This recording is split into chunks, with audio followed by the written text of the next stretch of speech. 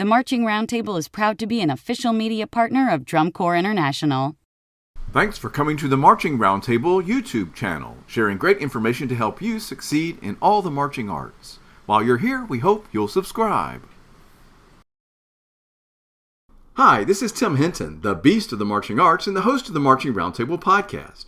On this series, we talk with a private lesson teacher and performer for each instrument to tell you what you need to know to be more effective in working with those students. We hope you enjoy the series.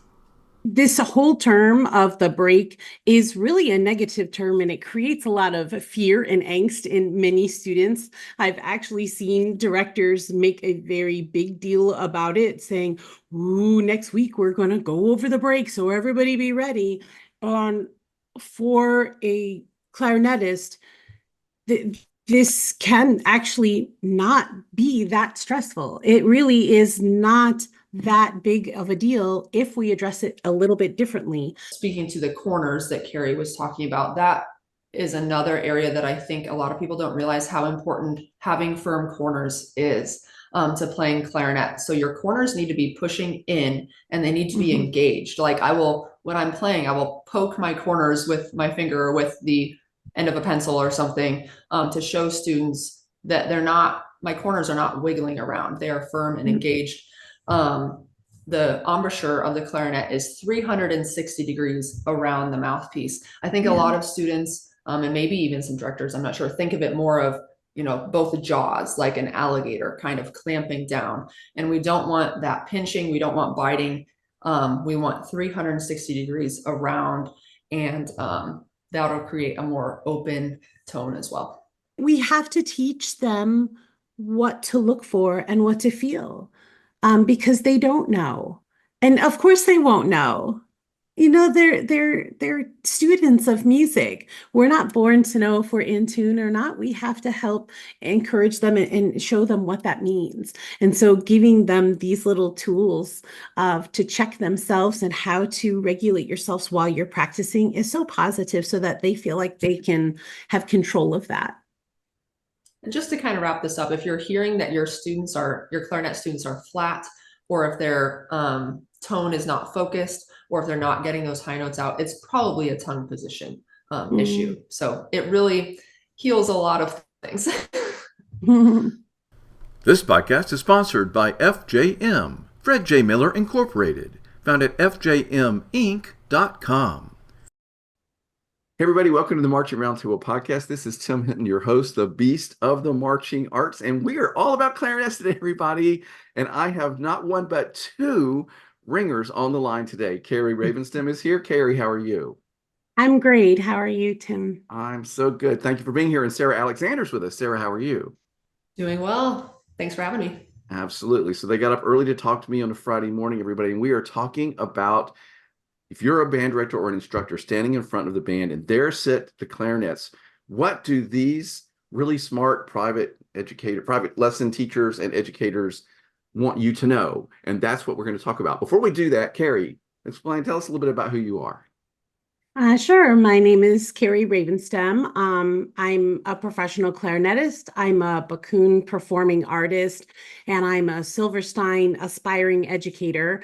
I'm also a member of the International Clarinet Association's New Music Committee. My specialty in the clarinet performing world is I'm a contemporary clarinetist, so I work very closely with living composers, and I do quite a bit of showcasing of new music and collaborations with creation of new music.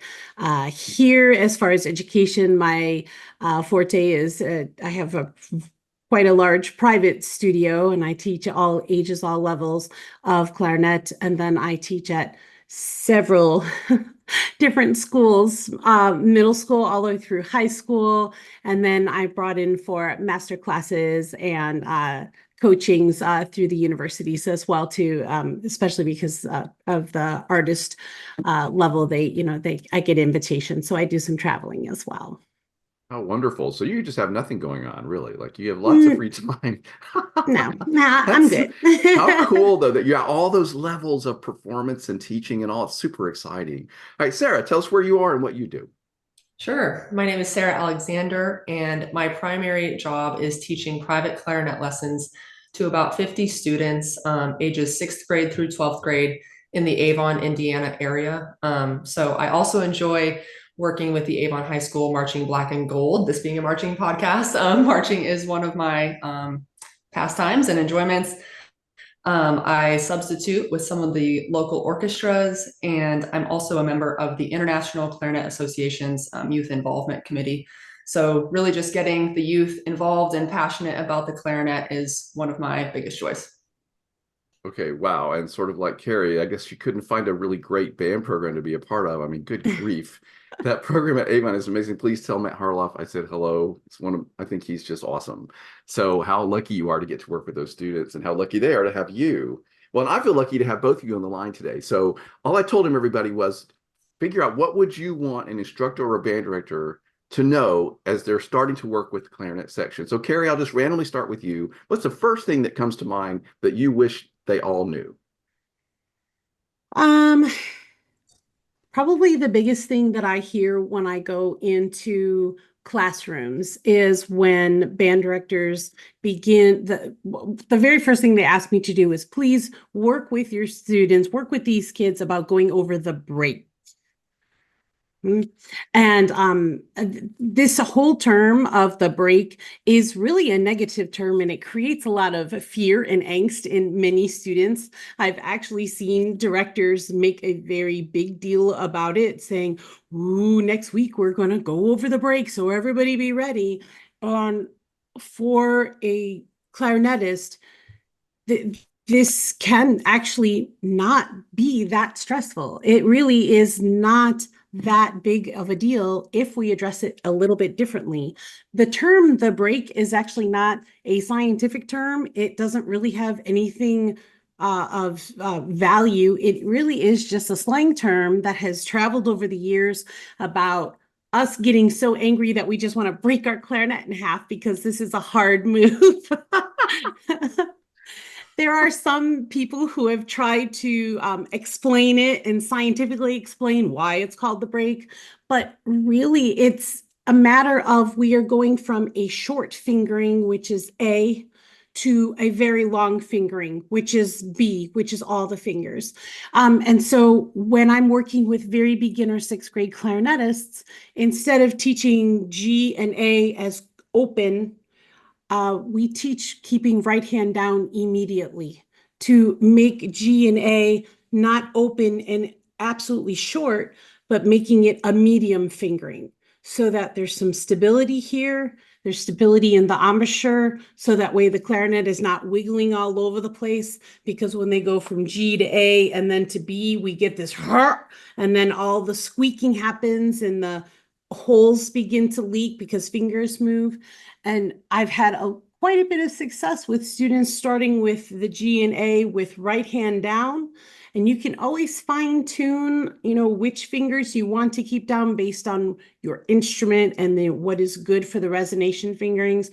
But it's been wonderful working that way. And it takes so much stress off of the kids. They're not so afraid of playing the upper notes.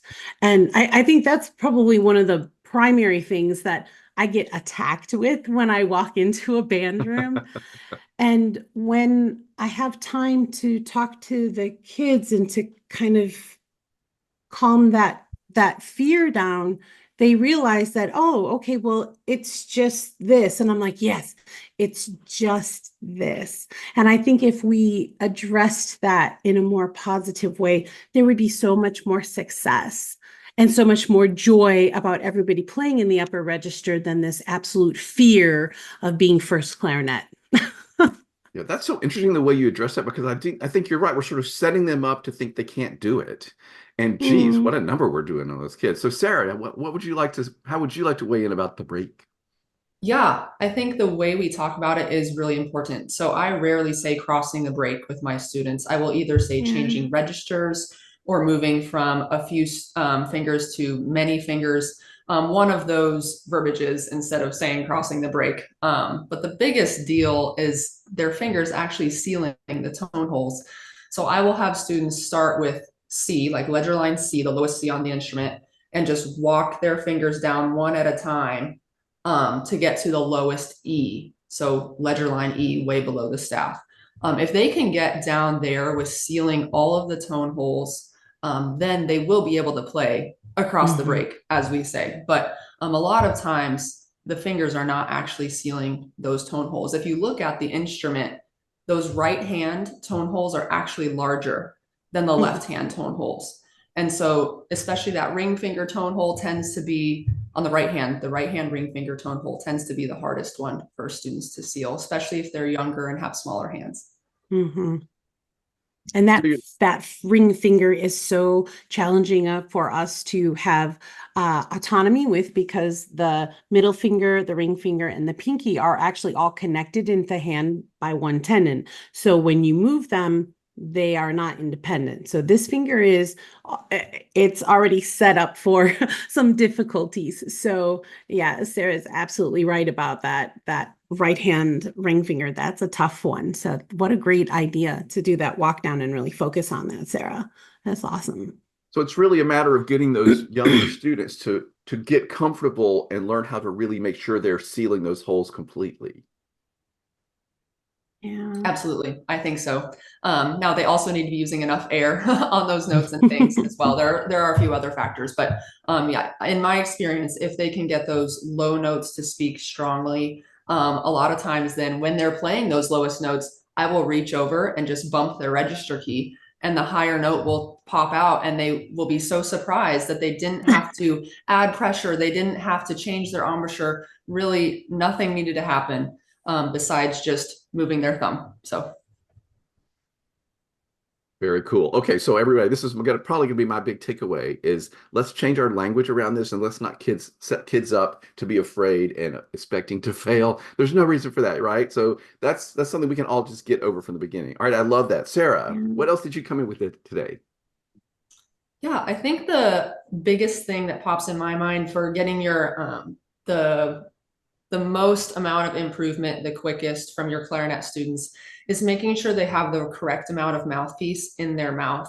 Many students have too little mouthpiece in their mouth, which results in a rather thin and weak and sharp tone. So I use the analogy of the sweet spot on a bat. So if you're in baseball or softball and you hit the ball on the sweet spot of the bat, the ball will travel the farthest, right?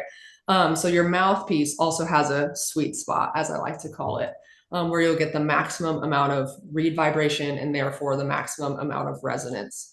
So if you look where the reed meets the mouthpiece, so where those two come into contact, that's approximately where your lower lip, your lower teeth and jaw should be. So having your clarinet students experiment with just taking in a little bit more mouthpiece usually really helps open up their tone and create a more in tune sound as well. Now, if they have too much mouthpiece in their mouth, they'll squeak. So you will know if they have too much, but most students have too little mouthpiece in their mouth. Carrie, do you want to speak to that?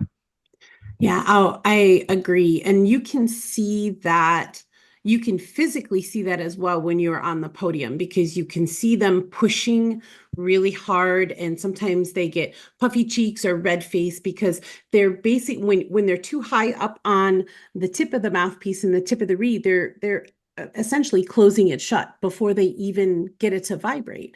And so when you're holding it shut and then trying to blow it open, you're pushing against a closed door. And so the students are fighting against it, and they think it's just so hard to blow into. And they, once they open that up, they'll find that resonation will be so much easier, and their reeds are actually working for them, and they'll have such a much bigger projection, and then they'll have capabilities of doing dynamics, which we need to have right away. So yeah, but it's a visual as well as an audio that we can check for from the podium. So it's a definite necessity. And students aren't comfortable putting things in their mouths right away. With clarinet, it's kind of a weird thing, because, only a clarinet, saxophone, oboe, bassoon, we put things in. And so they're not sure. And we cannot see because we don't have X-ray vision. So we really have to use the exterior in our auditory to be able to check. So. All right, so my big takeaway now is that Superman would be a great clarinet instructor because Probably. he could look right in there and see how they are. But the other thing that I'm reacting to from what you guys just said, Sarah, you mentioned this, is I think we're also sort of setting the kids up because the squeak is like a big mistake and embarrassing. And like, can we get past that too? Because you're just telling Please. them you have to put your more mouthpiece in your mouth. They're likely going to be squeaking while they're experimenting with that. Can we make that not a thing? Please. Yeah, I always say that a squeak is just a higher note. So if they squeak on open G, I'm like, you just played high D, you know? And so them realizing a lot of beginner students, you're right, are really embarrassed about squeaking. And so if they're squeaking a lot, then I say, take a little bit less mouthpiece. And then it usually immediately fixes it. And then that just makes them feel so much better. And I'll write that in their method book and things, less mouthpiece. But that being said, a lot of students do still have too little mouthpiece in their mouth, but yes, if they're squeaking, they have too much. I try to remind my students that this is like a science laboratory, especially when they're in their lessons. You know, we may have some experiments that explode and get a little messy in here, and we're just going to sweep it up and push it over there. We'll clean it up later, but we need to have those explosions and so that we can come to some positive resolutions about where we need to be. So don't be afraid about making a mess and making these crazy sounds because they're going to get us where we need to be in the end result, but we got to make those little messes and it's okay. That's part of the process of figuring out where we need to be as, you know, individual performers. Yeah, I love that. So a lot of the really best directors and instructors I talk to about marching band stuff talk about letting your students not be afraid to make a mistake, right? Like this is how we learn and this is how we get things better is you're going to mess it up, you're going to make mistakes and that's okay. That's part of the process. So this is sort of like a culture thing, right? Like it's okay to make mistakes. It's okay to squeak. It's okay to whatever as we're experimenting. I love that science experiment analogy as we're getting there and figuring it all out. So again, it's sort of a culture of sort of kindness and grace around the fact that we're learning this new thing. And I feel like band directors aren't always great at those things. So I think that's a great concept to also have on the table. Good. Okay, Carrie, what else did you come in with that you wanted to share? One of the things that I've noticed over the years is that when there's a student, a clarinetist that's struggling in 6th grade, 7th grade, or, you know, the middle school band when they're first starting, that the band director will tend to get the idea that maybe we should move them to bass clarinet and that'll be a better fit for them. And I have to say that playing the auxiliary instruments like bass clarinet, E-flat clarinet, alto clarinet is actually more challenging than playing B-flat clarinet, the soprano clarinet. And when you take your the student who is having the most trouble on the primary instrument and taking them off of that and putting them onto an auxiliary and singling them out and making them, most times there's only one bass clarinetist, and making them an individual, it isolates them and they wind up not having the success that you need for your band because you need a bass, but it also makes them feel that they're absolutely not able to participate because they are not feeling that success of being able to perform. And it is not something that I recommend. I always say, you know, if you have some really strong players, pick your 3rd chair, your 4th chair. Please don't pick your worst chair. That student actually needs more help so that they can grow into that primary instrument. But if you need somebody who plays an auxiliary instrument, find a strong player who is going well on the clarinet, who is enjoying it, who is having some success, because you'll see that student will have some energy and interest and they will find success in that auxiliary. Absolutely. I could not agree more. It gives that 3rd or 4th chair student kind of something to be proud of. It gives them their moment to shine, especially if they're only one of, you know, 1 or 2 bass clarinets in the ensemble. So bass clarinet takes a lot more air than the B-flat clarinet, and bringing it back to the mouthpiece conversation, it takes even more mouthpiece. And so totally agree, Carrie, not putting a student who's already struggling with the clarinet on the bass to just set them up for not having a great time. Yeah, and bass is so much fun. I mean, it's just it's an incredible instrument, and they can just, there's so much so many other things that they can do. And then you have then the option of starting a little quartet or a choir, and you've got somebody who's really excited about being a bass player instead of somebody who feels like they're going to be wrong all the time, and they're not going to sound good, and they're not going to want to utilize that instrument the way it needs to be utilized.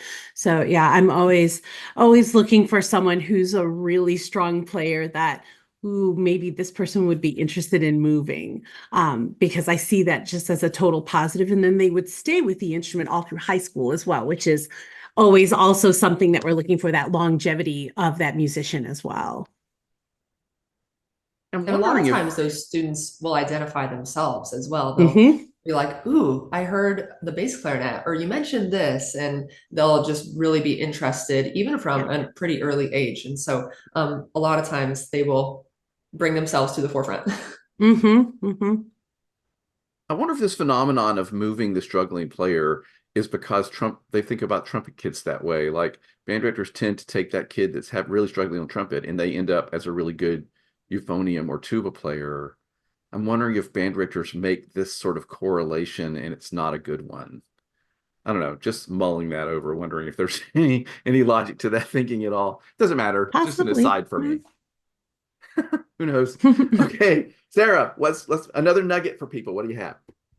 The other biggest thing that I see in clarinet players is them not having the correct tongue position. And this might seem like a small detail, but it really affects their tone quality and their intonation and them being able to get the high notes to speak. So when we're playing clarinet, we need to have our tongue in the E position. And if you say E, your tongue goes up towards the roof of your mouth, versus if you would say ah, for instance, your tongue goes lower inside your mouth. And so a good way to test this with your clarinet students is to have them play on the mouthpiece and barrel. So I call that their mini clarinet. And if they play on the mini clarinet and they have the correct tongue position, they should get a concert F sharp. Now, if your tongue is too low, you will be able to see it on the tuner. You will hear it that it is not a concert F sharp.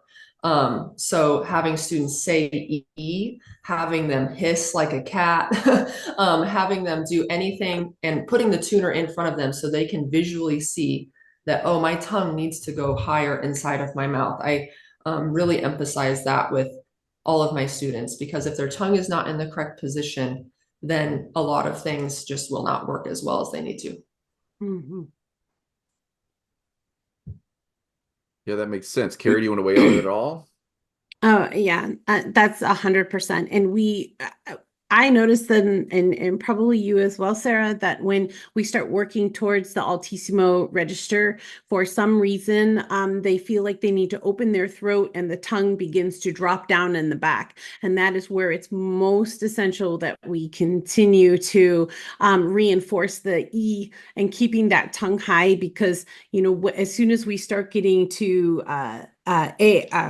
A and B, and then also the altissimo C and D. As soon as we start moving up into that, which tends to be high school, when we start getting into all state level, those pitches are so challenging to keep in tune with each other, especially if we start opening everything up.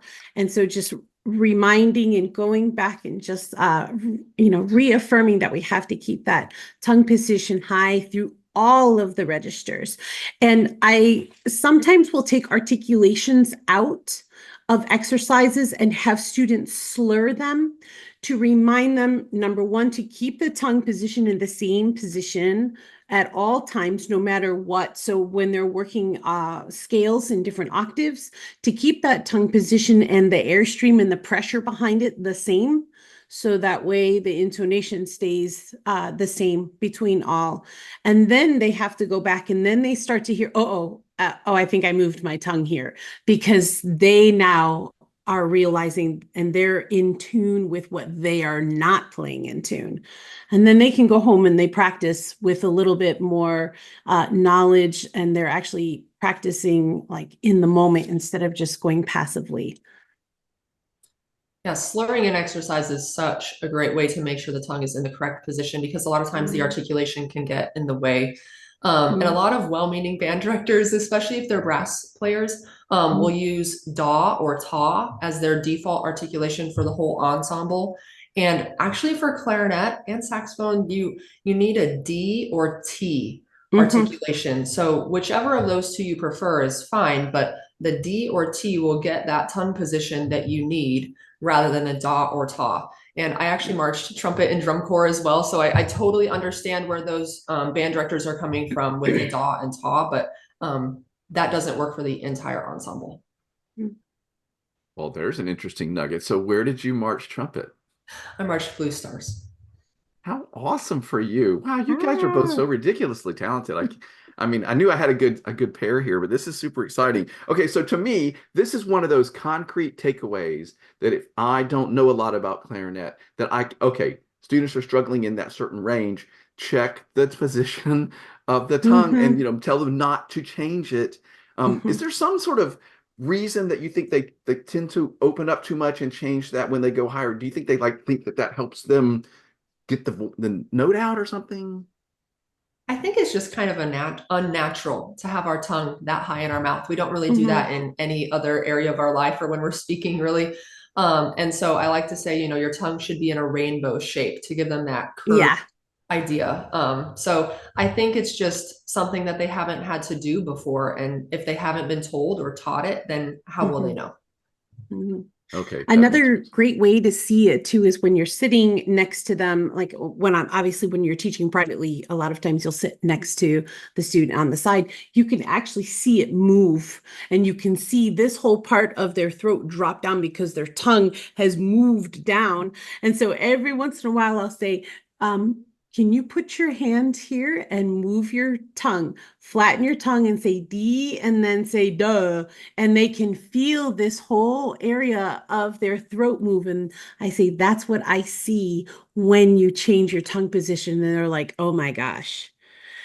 So they understand that it is a huge physicality that's happening because they don't really know until they start getting in tune with that. So it's those little things that allow we have to teach them what to look for and what to feel, because they don't know. And of course they won't know. They're students of music. We're not born to know if we're in tune or not. We have to help encourage them and show them what that means. And so giving them these little tools to check themselves and how to regulate yourselves while you're practicing is so positive, so that they feel like they can have control of that. And just to kind of wrap this up, if you're hearing that your clarinet students are flat, or if their tone is not focused, or if they're not getting those high notes out, it's probably a tongue position issue. So it really heals a lot of things. Okay. I love that. Great advice. This is a guy you're hitting home runs left and right. This is exactly the kind of advice that I was hoping that you'd be sharing today. So I am loving this. Back to the bat analogy again. So Carrie, back to you. Did you come with anything else that you wanted to share? Any other concepts? This not so much for the physicality or the teaching of the clarinet, but one of the things that sometimes we have difficulty with, especially with a high school level of the clarinet literature and in the band world, is there are several pieces out there where the articulation patterns that are written for the students, especially in like level 3, group 3, group 4, and then for the high schools who are also able to play group 5, some of the articulation patterns are very, very challenging for a lot of students. That there are measures and measures and measures of 16th notes at 120, 130, 140, and sections cannot stay together cleanly. And there's this archaic thought process of you must play the articulation exactly as written. And I am of the ilk that we are not trying to win a Grammy. We are not trying to win a six-figure contract. We are trying to make amazing music with our amazing musical friends. So if we need to revamp the articulation pattern to a slur to tongue to, so my 18 clarinet students can all play cleanly and not sound like we've just fallen flat on our faces, then let's do that. Let's do that. There, it's hard enough to get everybody at the highest level of dedication and performance to play at those levels. And when we have students that are freshmen who are in these upper groups who may not be at that caliber yet, we're going to push people and things are going to be struggling. And if we want it to be clean, we need to be okay with making these small adjustments until they can be clean. And so I am, I may be going against, oh my gosh, we have to do it exactly, but I don't feel that way. I don't feel that way. I think sometimes we need to meet them where they are and give them room to grow. And then you can start taking things, okay, let's take these out. Let's try this. I think there's nothing wrong with that. And if you want clean and you want good scores, we need to do this. We need to do this sometimes, and it's okay. And that's even a great practice strategy, even if that's not what you end up with in your final products, right? That changing the articulations to all slurred or slur to tongue to, like Carrie mentioned, will help the clarinets just give their tongue a little bit of a break and help them line up their fingers and their tongue. Now, that being said, make sure you're also working on articulation exercises with them. A lot of band directors, I think, work on a lot of different warm-ups, and I know they have limited time, but I think a lot of times articulation exercises kind of get put aside, and their articulation speed is not going to get better unless you're working on it. And that's something that you can do with the entire ensemble together. So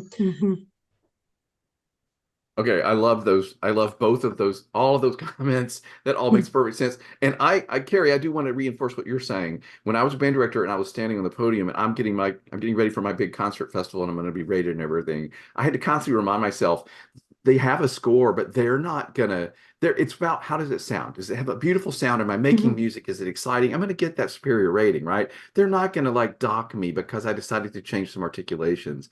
And the longer I was teaching, the more I decided to take liberties, especially with things like transcriptions, where somebody sat down and they, so maybe it's like that the person writing that music, maybe they're not a clarinetist and they didn't realize what they're setting these students up for. But we can, like to your point, let's make great music. Let's create great sounds and exciting performances. You're going to get that superior rating. Nobody's going to go, oh, you changed the articulation in these 5 measures, and so sorry, like this isn't how it works, everybody. Right. And why, if you have the opportunity to give this performing opportunity where these students can actually have this moment of being able to play this piece of literature that they may not have, if that little snippet is going to hinder you from choosing that, no, choose it. Give them that opportunity, because they may not have it ever again. It's about them. It's not about us, and it's not about the rating, and not about the school district and being able to say it's the rating. It's about them. It's about them. Yeah, it's about making music and getting them excited about having this musical experience. Yeah. And so if changing some articulations that aren't really practical when you have a whole bunch of clarinets sitting over there, then I think that's a great comment. And Sarah, I loved your comment about using that as a way to practice and get proficiency and then learn it. Like, these are great comments. I love it. Okay, Sarah, what else did you have? Another fundamental skill is our air, right? For all wind instruments, air is super important. And one thing that might be surprising to some people is that clarinet actually needs cool air, right? It needs fast air. A lot of times brass instruments and people who teach brass talk about warm air. And yes, for brass, that is totally right. But woodwinds and clarinet are different, and you need cool air. So I have students blow on their hand a few inches from their mouth and feel that cool air. And if the air is cool, then it means it's fast, thanks to physics. I won't get into all that, but we need fast air. And so their air needs to be pressurized. And since we live here in Indianapolis, I like to use the analogy of the Indy 500 with the race cars going over 200 miles an hour. And I'll tell that to students, and your air needs to go that fast, not literally, but that kind of gives them an idea of, okay, I need to be moving my air through the instrument. So that can really help with tone production and resonance and all sorts of things as well. Yeah. So I'm a band director and I'm a brass player, and I have these I have these sort of things that I always say about warm air and opening my mouth, and so I have to really be aware. But at this point, it's really the whole point of why we're having this conversation. I need to be aware that everything doesn't necessarily always apply. Right. I think a lot of band directors just don't even realize that. And how would they? If brass is their main instrument, I totally understand. There are some things about cello that I don't understand. And so just realizing that your words matter, and they can make a difference with how successful your students are on their specific instrument. Okay, I love it. So are there any other points that you guys came in with that we haven't gotten to yet? I have a small one in regards to the mouthpiece and putting enough mouthpiece in our mouth. A little adage that I notice is when we're working with beginners, a lot of them aren't putting their upper teeth on the mouthpiece. They just let the mouthpiece float around, and you don't notice until you come up to the barrel and wiggle, and then and in order for them to be able to start working on having the muscle structure for the embouchure, they have to have their teeth on the mouthpiece. For many students, that feels so weird because it'll buzz. It buzzes for me. My teeth are not exactly even, and so one tooth will actually buzz and vibrate weirdly. And so I always have some kind of silicone teeth patch on there. And this gives them a little bit more of a space to bite or dig into. And so this way they're not feeling like they're sliding and slipping around. And it gives them a more of a comfort level to be able to hang on. And I recommend it.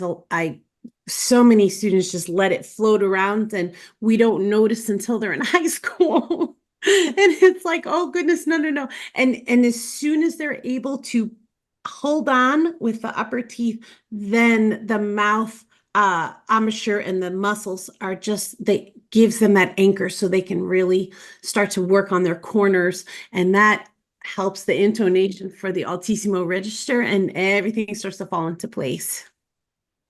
So just a little equipment opportunity that can be started right in the beginners. Yeah, from the very beginning, I will have students lift up their upper lip and show me their top teeth on the mouthpiece just to confirm that that's what they're doing. I say, show me your horse teeth. It's kind of makes them chuckle. But if they don't have that in place, it won't work. And some students have their upper lip under their upper teeth. And that's a whole nother conversation. But just generally, we don't want to get into that. Now, speaking to the corners that Carrie was talking about, that is another area that I think a lot of people don't realize how important having firm corners is to playing clarinet. So your corners need to be pushing in, and they need to be engaged. Like when I'm playing, I will poke my corners with my finger or with the end of a pencil or something to show students that my corners are not wiggling around. They are firm and engaged. The embouchure of the clarinet is 360 degrees around the mouthpiece. I think a lot of students, and maybe even some directors, I'm not sure, think of it more of, both jaws, like an alligator kind of clamping down. And we don't want that pinching. We don't want biting. We want 360 degrees around, and that'll create a more open tone as well. So Carrie, I don't understand about this silicone thing. Okay, so now here I am, like former band director, but I don't know about this thing. So is it a certain thing that you can get, or what is this? Tell me more about that. It's actually a little patch, and it looks like an oval. There's different thicknesses. Some of them are clear, and some of them are black silicone, and it's a sticker. And you peel it off, and you stick it on the beak portion of the mouthpiece, the slidey portion, and it lays on the top of it. And so this is the reed portion, and this is the beak, and it sticks on top. So the students and players, we put our teeth on it. Okay. I thought it was going on your teeth. See, this is why Oh, we're yeah, having this no. conversation, everybody. Yeah, it goes Obviously right on the on the mouthpiece. And this is Yeah. just a way to get beginners to feel comfortable having that to latch on to. Is that what you're saying? Well, I mean, I never play without it.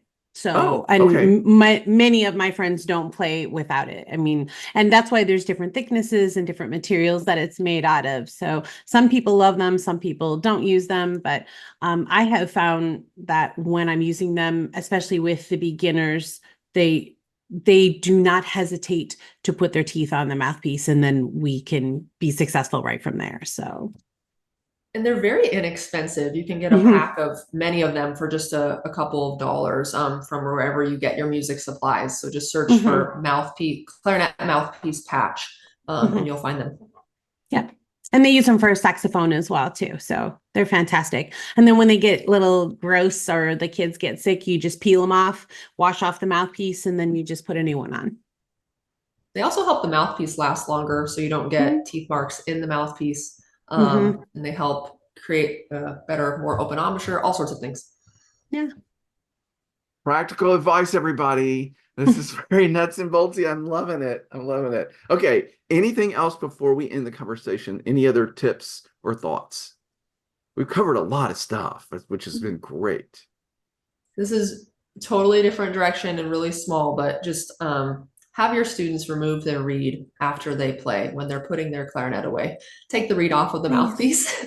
I see a lot of students there, you might be in a hurry at the end of band class or whatever, and they leave the reed on the mouthpiece. And first of all, it's just not very sanitary. Who knows what can be growing on there if the reed stays on the mouthpiece in the closed case, but Yeah. it will help your reed last longer as well. It will help the reed not get warped if you just put the reed even back in the plastic case that it came in so it can dry out evenly. So super small tip, but we don't want any mold or other gross things on our reeds. No, we don't. Yeah. That's a good tip, everybody. All right. I like that one. All right. So I'll just let each of you say one final thing, anything you want to do to sort of wrap up the conversation. If you want to reiterate one of your points or just anything you wanted to say in closing. So Carrie, I'll start with you. Any final thoughts? Playing the clarinet, you're going to notice that many of your clarinet players are perfectionists. They're very uptight and they're shy. They don't like to talk and they're very hard on themselves. Remind them that experimenting and making mistakes is the heart of being a great musician, and just let them know that this is a place of exploring and making music, and remind them that this is time for us to make mistakes, and it's the world is in front of them, and that it is okay not to be a perfectionist anymore. And just everyone needs to relax, and let's just enjoy making our squeaky sounds. We will be just fine. I love that. How about you, Sarah?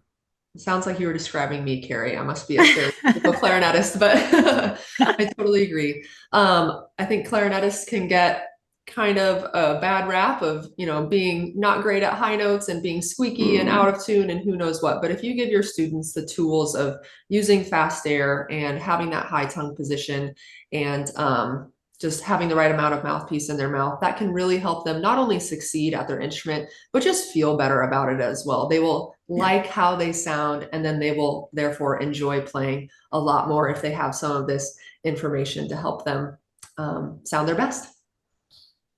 I love it. And before we go, I'm going to hit you guys with a surprise question. So I didn't warn them about this, but and Carrie, I guess since we're going around, I'm going to make you answer it first. But I just want to know, why do you love playing the clarinet? Like, why do you love the clarinet? Um, Well, I fell in love with the sound of it when I was in second grade. I was actually a concert pianist originally. So I started playing piano when I was 3, um, by ear, and started competing. I was like 4 or 5 years old, 6 years old, and started studying in the conservatory when I was 10. But I heard a clarinet when I was in second grade at my school, one of those quintets that travel around, which is so important. And I am the example of what happens when music goes into the schools. That was the first time because we didn't have band in our school either. I went to a very small private school. We didn't have a band program. I saw the clarinet and I fell in love with the sound. And I said, that's what I want to do. That's what I want to play. And so when I got into high school is when I was able to take beginning bands for 3 months. And then I took off from there. I just love the color, to be honest with you. The absolute color and the flexibility. It's just, there's nothing better for me. I just absolutely enjoy it. It's so wonderful. I love it. Okay, Sarah, why do you love the clarinet? So great to hear your story, Carrie. So I actually started on trumpet Oh, and ended up picking up the clarinet later. And so I just love the tone quality, that woody, reedy sound when it's dark and rich and full and round. I like to say it's kind of like velvet. So I think the tone is my biggest reason for loving the instrument, but I also really enjoy the range of notes. The clarinet can play pretty low, but also really high, and can just be, like Carrie said, a really flexible instrument. And I like how it can add to an ensemble. You know, it's not going to be your trumpet playing the fanfare, and that's okay, but it adds a totally different, really beautiful color. I love that. I have to say that this is so making me think of my high school friend Leanne Pruitt, who played the clarinet, was so great at it. And I accompanied her on the piano, playing the Mozart concerto probably 20 million times. And every now and then I'll ask Alexa to play Mozart because I listen to a lot of Mozart at home when just to chill, you know. And sometimes the clarinet concerto pops on, and I'm like, "Oh, Leanne, you know, like I could just play along with it." I played it so many times I probably could practically play it from memory. But anyway, um, clarinet's a wonderful instrument. You guys are doing such great work. This was super, exactly what I wanted it to be. Very practical, very informative. And you both did such a wonderful job. So, Carrie and Sarah, thank you so much for sharing this information. Thank you for having us. Yes, thank you, Tim. I hope this was helpful. Absolutely. Make sure you watch for all the releases in this series, and we hope you'll subscribe here at YouTube so that you don't miss a single release. Thank you for watching. Marching Arts Education is the home of the Marching Roundtable podcast. We give you access to the top marching arts professionals through live webinars, podcasts, videos, interviews, and online coursework. With over 1,000 podcasts and hundreds of webinars and videos, there are hours of great professional development for you and your staff. Sign up for a membership to Marching Arts Education to get complete access to all webinars, videos, and podcasts, plus discounts on coursework. Many directors are using professional development funds through their school or boosters to make these resources available to their staff. Imagine what you could do with so many great new ideas from the top professionals in our activity. Subscribe to our YouTube channel and sign up for our newsletter to find out about the latest podcasts, webinars, and new content. Find all of this and sign up at marchingartseducation.com.